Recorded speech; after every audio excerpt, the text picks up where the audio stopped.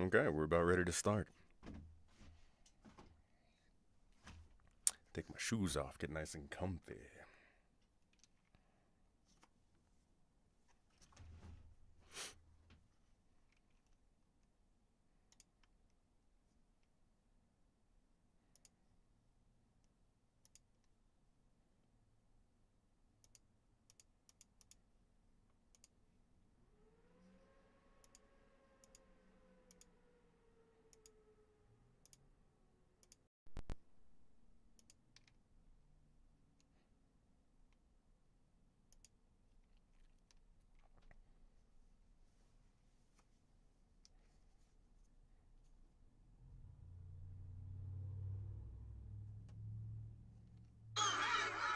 Whoa, whoa, whoa, wee woo.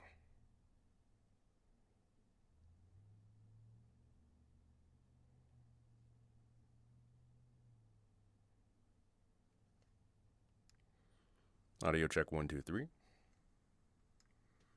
Audio check 1 2 3. Yeah. We're cooking. We're cooking. Okay.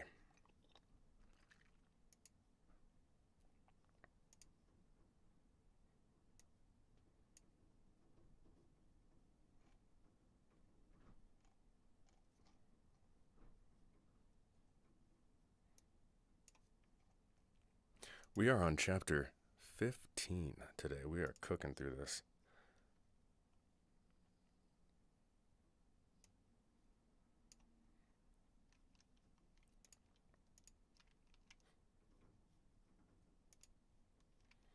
I'm a YouTube.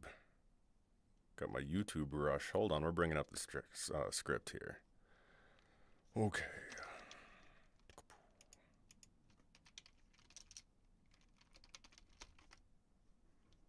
Go like that.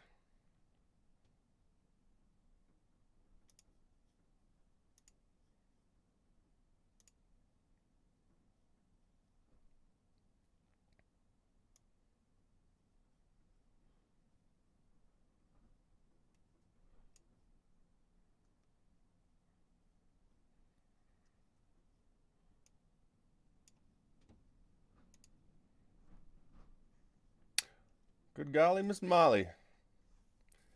Do you mute fight scenes or spicy scenes because it's TOS? Yeah, mostly, believe it or not, nothing ever gets me in trouble except on TikTok. And even the spicy scenes on TikTok seem to go under the radar. But if I start narrating a fight scene and two people get mad at each other and like insult each other, boom, insta ban. In like faster than you believe. It's wild. It's wild. But I try to make this, you never know who's in the live and who's scrolling. I put 18 and up on my things, but you never know, so I try not to get too spicy. Okay, let's go like this. This double tabbed itself. Bro, Windows 11. Windows 11 just made a bunch of things that nobody asked for, and I'm gonna die on that hill.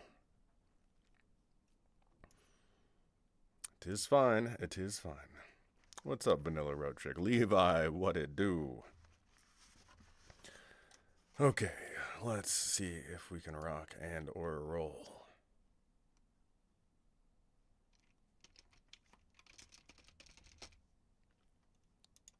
Okay. Got chapter 15. We are ready to rock. What's up, Billy John? Or Johnny? Hey, thank you. Thank you for the compliment, Levi. That means a lot. Levi said that he likes my paintings. I do enjoy them. I'm back in the swing of things. I went to the Montana Western Art Show and talked with a bunch of artists and stuff, and then watched these actual pros slang paintings for like 10 grand a piece. What? It was insane. Yeah, I'm gonna keep posting. I'm gonna keep putting them out there. I got really inspired, and it's been a while. I got many irons in the flame, but sometimes the painting ones are pretty good. All right, let's rock some of this.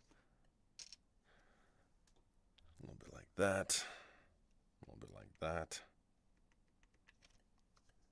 Let's start at the beginning of the recording, you silly fool. All right, here we go. Chapter 15. Valentina. Whoa.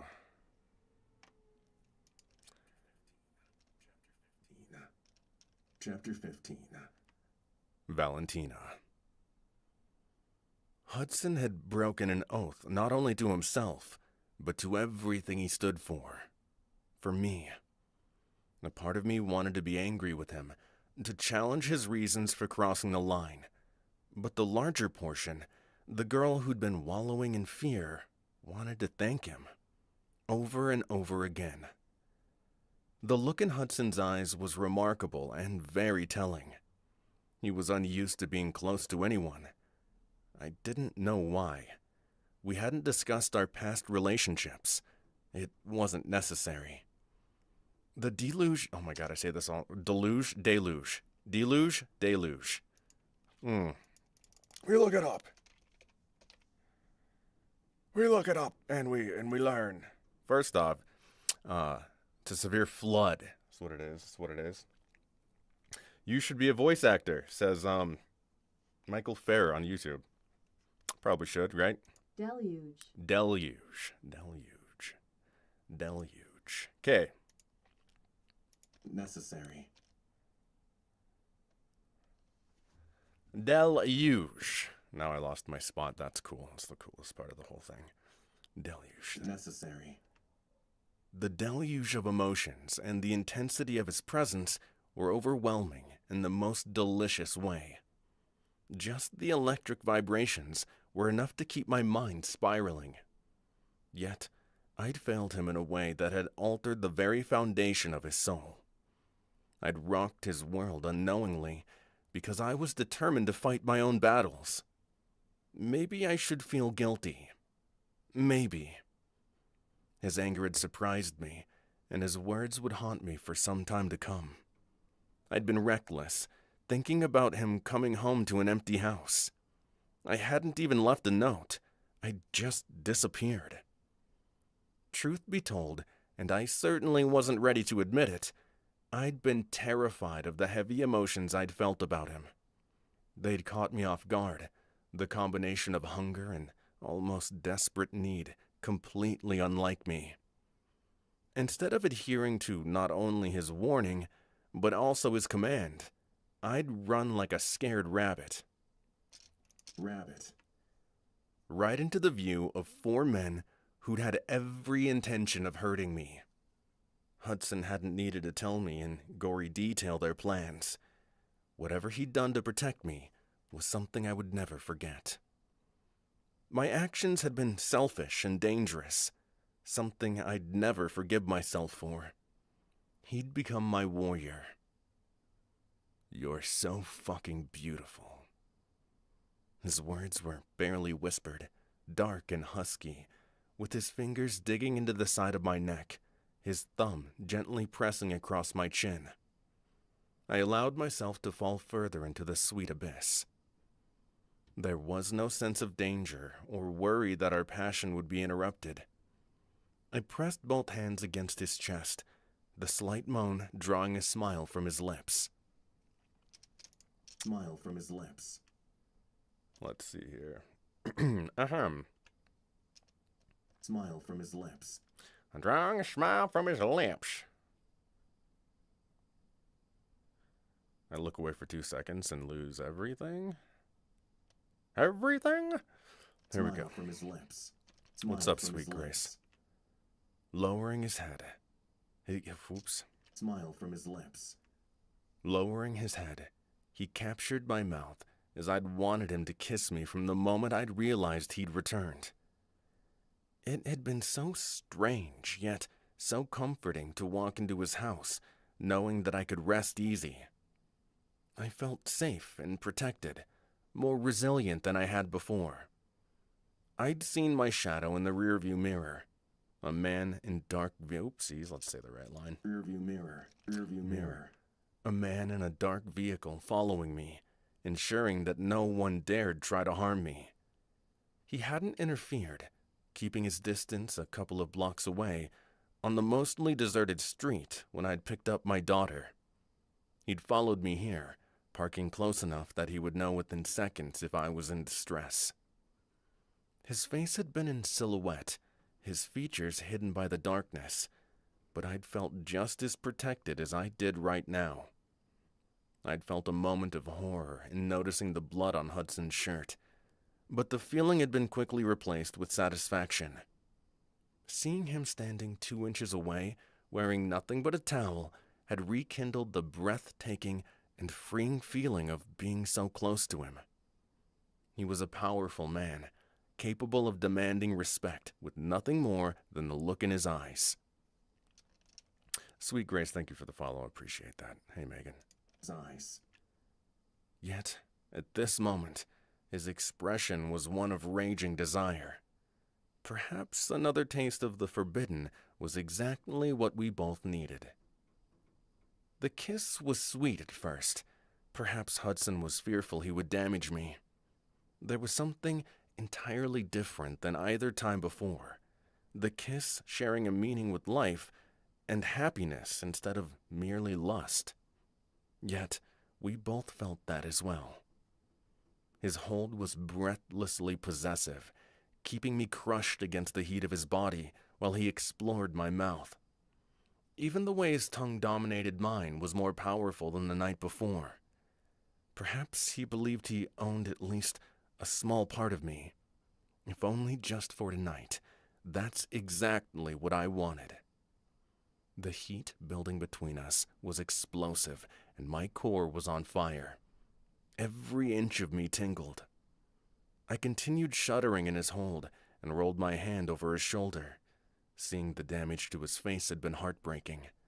But I did remind myself that the man was rough and tumble, more so than he carried himself inside a courtroom. Inside a courtroom. Scroll! We were both breathless when he broke the kiss, planting and half laughing as the heat continued to rise. With the vibrations of the washing machine in the smaller space, the temperature used to wash his clothes, beads of sweat had formed on his forehead and the back of my neck. Neither one of us seemed to care. My actions no longer tentative, I pressed my index finger against his chest, slowly lowering my gaze to ensure he hadn't been injured. He laughed softly when I offered a wicked smile, then growled when I tugged on the thick terry knot. Be careful, little miss... Oh, my voice said something weird there. What's up, Bella Rose? Terry knot. Be careful, little Miss Valentine. Valentine, huh? And why should I be careful? As the towel pooled around his feet, I bit my lower lip, although squelching my approval was impossible. He was dangerously handsome, so much so that when I was around him this way, I couldn't think clearly. Maybe I just didn't want to. The thought of escaping once again into the man was exactly what I needed. Another darting look into his lust-filled eyes. I rubbed the flat of my hand down his stomach. Let's try that again. Only what I needed. Only what I needed. After darting a look into his lust-filled eyes, I rubbed the flat of my hand down his stomach, taking a few seconds to roll the tip around his belly button. Because I'm not in the mood to be gentle.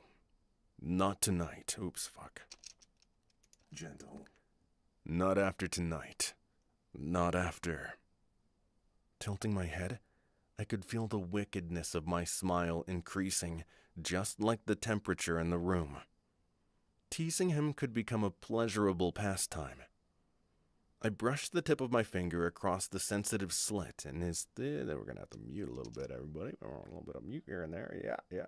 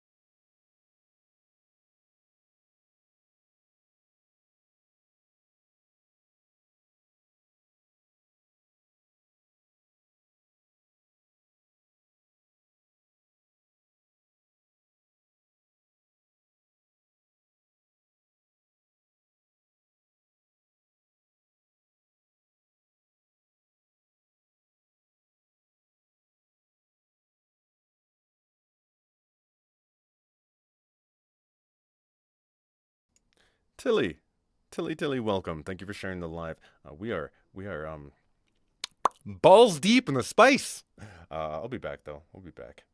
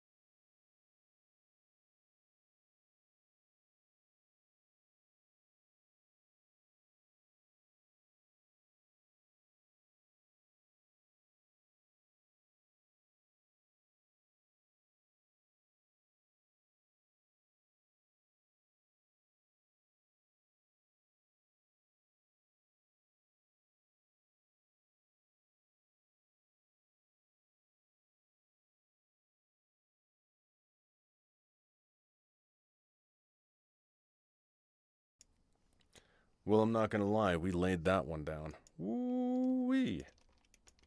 Ooh-wee. Let's do a little more. Because I'm pretty sure 90% of my live was muted.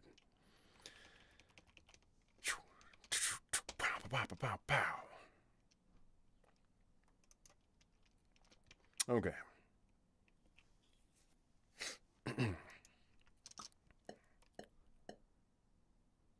Chapter 16. Hudson. I, Judd's... Wow, I can't even say the words! Hudson. I, Judge Hudson Armstrong, solemnly swear that I will administer justice without respect to persons, and do equal right to the poor and the rich, and that I will faithfully and impartially discharge and perform all duties. The oath was one I'd memorized before accepting my position as judge. There'd been no need for teleprompters or a cheat sheet. I said the words proudly. Now, that seemed like a lifetime ago. There was a newfound electricity in the air. I was on edge, and while Valentina was watching me from a close distance, the reason for the shock of current had more to do with plans running through my head. Vile, evil plans. Her sigh was meant to draw me away from the zone I'd driven myself in. I need to go to my house to grab some clothing and toiletries, even a toothbrush, Valentina insisted, before I'd had my first cup of coffee. I pulled the coffee mug from under the Keurig machine, adding cream, and tried to formulate an acceptable answer. You can't do that. You're well aware it's not safe. Given my state of exhaustion and anger, it was apparent I was more in the mood for bluntness this morning. Maybe because I'd caught the early morning news, another reporter deciding to lament over the wheels of justice in the Jacob Jones case. What pissed me off almost more than anything was the number of supporters the man had. Maybe not hundreds, but enough to make my skin crawl. When the local channel had used the term, "no justice served for the victim and his family," I'd been swept back into the wave of anger that had carried me into day 3. Even now, after gazing at her luscious beauty, I returned my attention to the last of the news. She followed my gaze. At this point, with only the weather girl... Gaze. News. Fuck. I gazed. Followed my gaze. At this point, with only the weather girl droning on about another approaching storm system, she was confused as to why my attention had been swayed. Had I chastised myself all over again for tossing aside my conviction to keep it professional? You bet I'd had. Fuck. Keep it professional? You bet I had. Right after I'd done so, my cock had become fully aroused. Well, unless you don't... Oopsies, wrong person. Well, unless you don't mind me raiding your closet for clothes, you'll either need to purchase me a new wardrobe or allow me to grab a few things. Her statement seemed perfectly logical and exceptionally dangerous.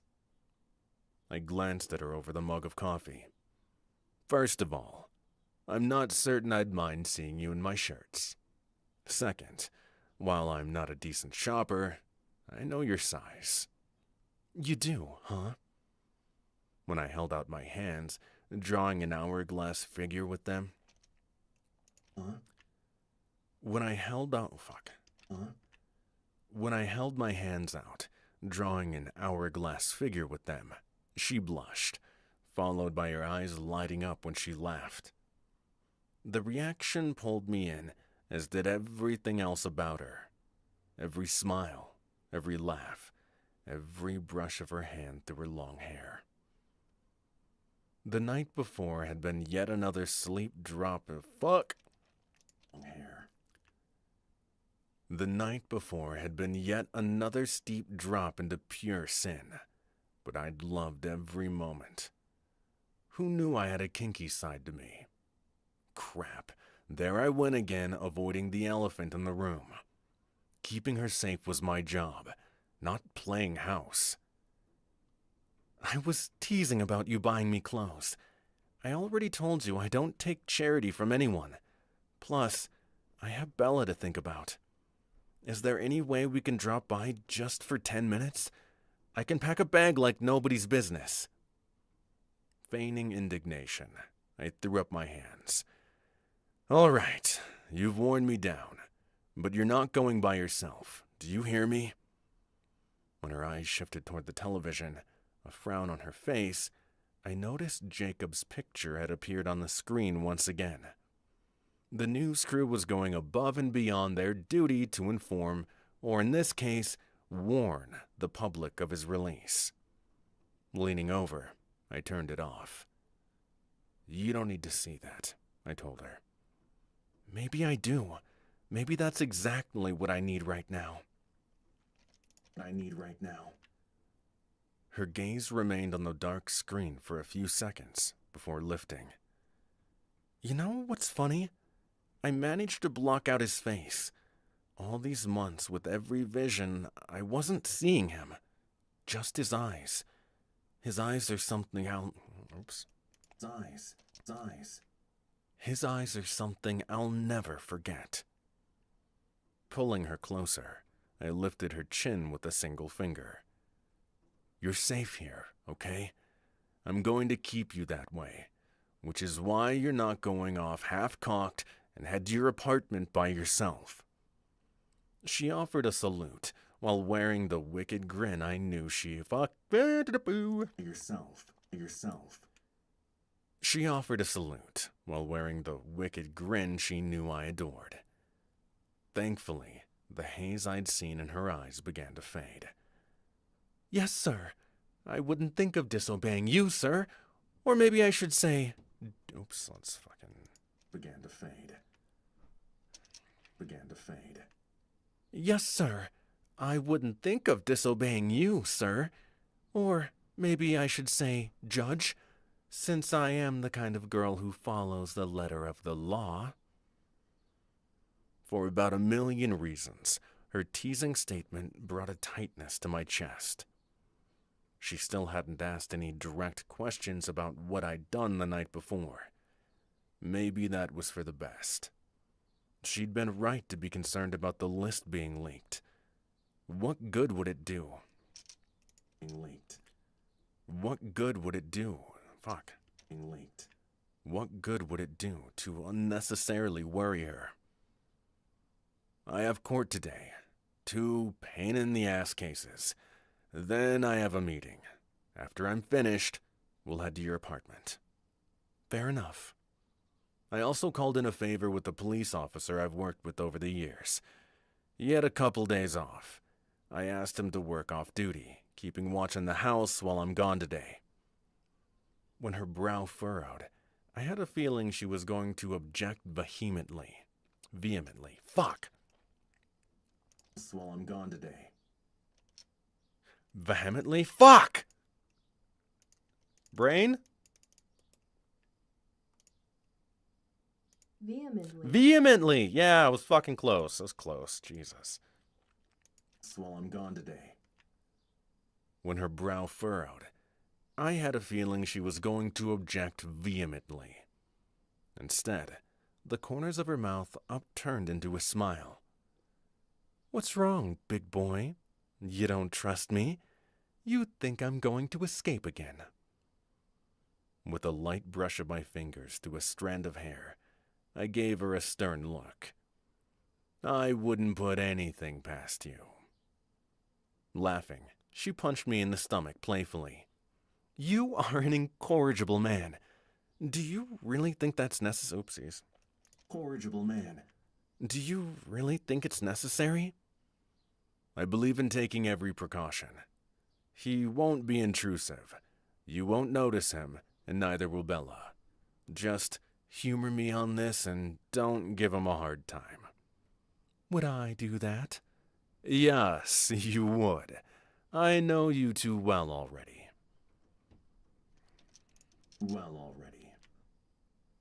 Every touch of her soft skin was a reminder that what we were doing was teetering on a precarious edge. But the man inside was proving more controlling than the officer of the law. She studied my face, touching my forehead, just as she'd done the night before. "You're no fun, but I will be a very good girl." Oopsies. No fun. "But I will be a very good girl with your officer friend. Your wound is healing, but might leave a scar. What are you going to tell... Oopsies. Scar. What are you going to tell everyone at work that happened?" "Let's see. I know. That I was accosted by a sinfully gorgeous woman." "You wouldn't."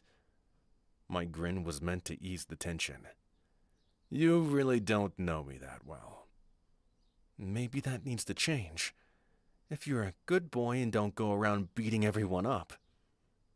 She surprised herself by what she'd said, biting her lower lip. I'd caught her doing that more than once. A little nervous tick that I found adorable. "All kidding aside, remember what I said. If anyone knocks on the door, you can check the video camera in my office." "Why don't you just have ringtones set up like everyone else?" I took another gulp of my coffee. "Because unlike most people, I can have a target on my back at any given time." My answer forced her eyes open wide. She took a deep breath, nodding as she looked away. "I understand." Understand. Now I felt like a shit for reminding her she was in danger. She'd had another fitful night of sleep. Why did I know that? Because I'd slept maybe 30 minutes, checking on both her and Bella several times. Valentina had insisted she sleep with her daughter. I couldn't blame her. I'd be fucking terrified if 4 goons had been intent on attacking me. "After I return, we'll go to your house and get some things. Until then, no one knows you're here. Not a soul." "Don't worry," she said, the sound of her sigh full of sadness. "I really don't have anyone to tell."